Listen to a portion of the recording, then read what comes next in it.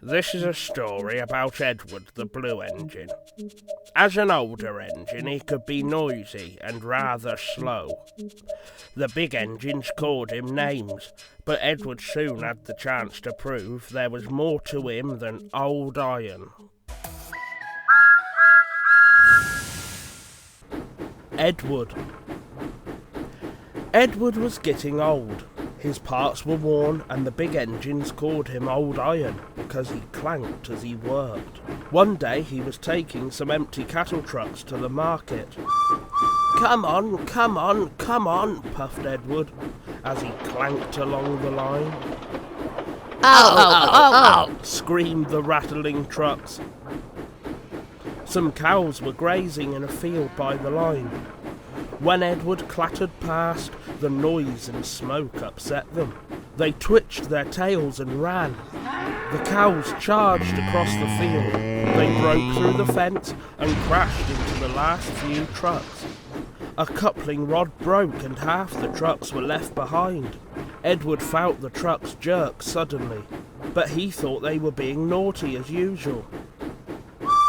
"Those troublesome trucks," he cried. "Why can't they come quietly?" Edward had reached the next station before he realised what had happened. News of the accident quickly reached the other engines.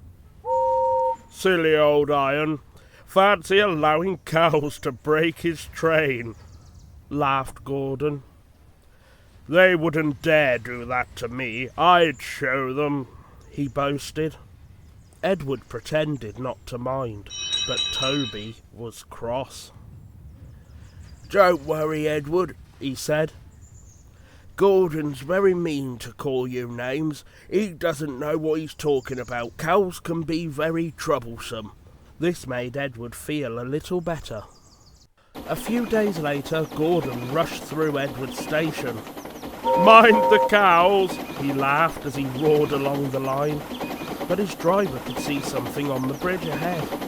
"Slow down, Gordon," he said, and shut off the steam.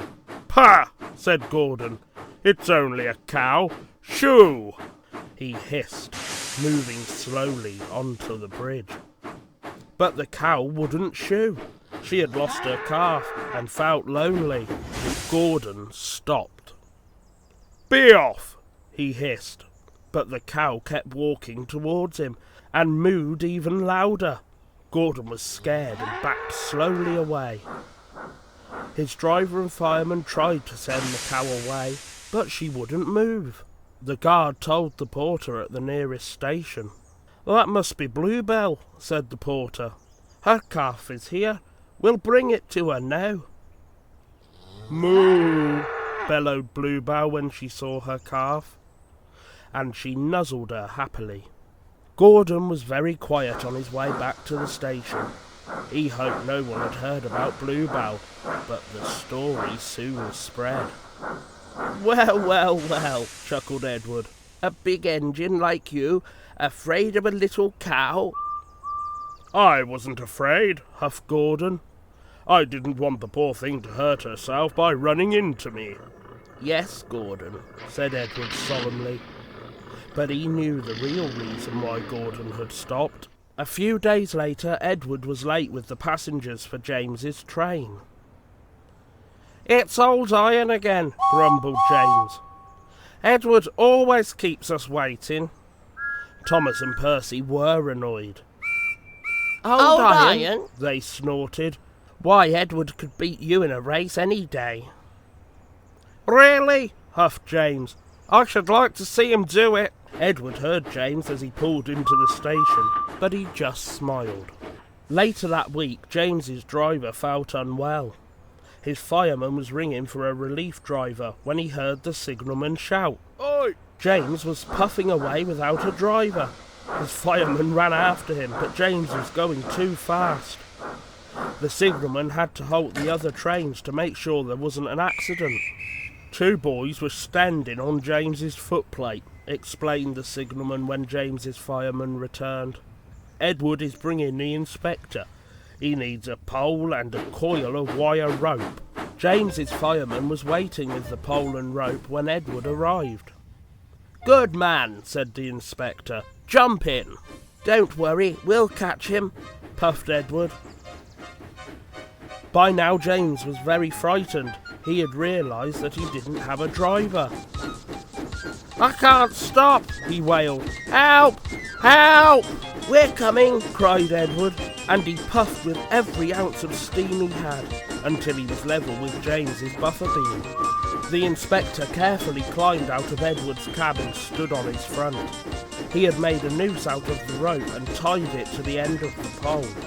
He was trying to slip it over James's buffer. The engine swayed and lurched, and the inspector nearly fell, but he saved himself just in time. At last he did it. "Got him!" he shouted, and pulled the noose tight around James's buffer. Then he carefully climbed back into Edward's cab. Edward's driver braked gently so he didn't snap the rope, and James's fireman scrambled across and took control of James. Edward and James puffed back side by side. "So old Iron caught you after all," chuckled Edward. "I'm sorry," whispered James. "Thank you for saving me.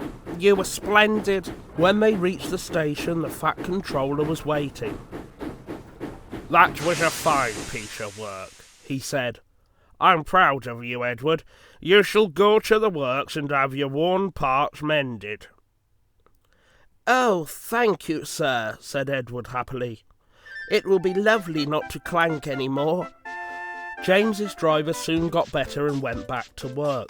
The naughty boys had got such a shock when James started moving that they decided to wait until they were much older before trying to drive a train again. When Edward came home, he felt like a new engine. James and all the other engines gave him a tremendous welcome. Even Gordon let out a cheer. Edward was very happy that he would never be called Old Iron again.